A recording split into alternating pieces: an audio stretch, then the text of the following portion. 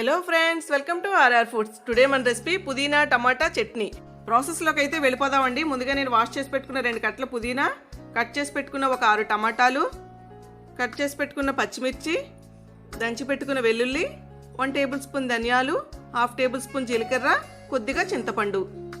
ఈ చట్నీ కోసం ఒక పౌడర్ని ప్రిపేర్ చేసుకుందామండి. 3 టేబుల్ స్పూన్లు వేరుశనగుళ్ళు, 3 టేబుల్ స్పూన్లు నువ్వులు తీసుకుని డ్రై రోస్ట్ చేసుకుని పౌడర్ చేసుకుందామండి.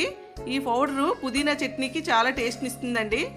ముందుగా వేరుశనగుళ్ళు వేసుకుని ఫ్రై చేసుకుందామండి. నువ్వులు వేరుశనగుళ్ళు ఒకసారి వేసి ఫ్రై చేయకూడదండి, నువ్వులు మాడిపోతాయి. వేరుశనగుళ్ళు బాగా ఫ్రై అయిన తర్వాత నువ్వులు కూడా యాడ్ చేసుకుని, నువ్వులు వేరుశనగుళ్ళు బాగా ఫ్రై అయిన తర్వాత ఒక మిక్సీ జార్లో తీసుకుని గ్రైండ్ చేసుకుని పక్కన పెట్టేసుకుందామండి. అదే పాన్లో ఆయిల్ వేసుకుని ఆయిల్ హీట్ అయిన తర్వాత కొద్దిగా మెంతులు, ధనియాలు, జీలకర్ర, దంచి పెట్టుకున్న వెల్లుల్లి, పచ్చిమిర్చి కూడా యాడ్ చేసుకుని బాగా ఫ్రై చేసుకుందాం.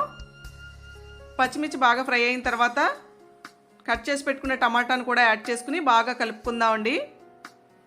ఇప్పుడు దీనిలో కొద్దిగా చింతపండు, రుచికి సరిపడా ఉప్పు యాడ్ చేసుకుని టమాటా మెత్తబడేంత వరకు బాగా మగ్గించుకుందాం. టమాటా బాగా మగ్గిన తర్వాత వాష్ చేసి పెట్టుకున్న పుదీనాను కూడా యాడ్ చేసేసుకుందామండి. పుదీనా వేసాక ఒక 2 మినిట్స్ మనం మగ్గించుకుంటే సరిపోతుందండి. లేదంటే పుదీనా ఫ్లేవర్ అయితే మనకు పోతుందండి. చివరిగా మనం కొద్దిగా పసుపు వేసుకుని బాగా కలుపుకుని స్టవ్ అయితే ఆఫ్ చేసేసుకుందామండి.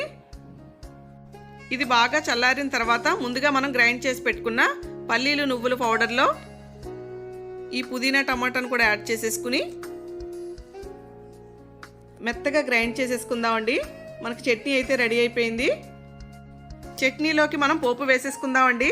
దీనికోసం ఒక పాత్రలో 2 టేబుల్ స్పూన్లు ఆయిల్ వేసుకుని ఆయిల్ బాగా హీట్ అయిన తర్వాత కొద్దిగా ఆవాలు, కొద్దిగా శనగపప్పు, మినప్పప్పు,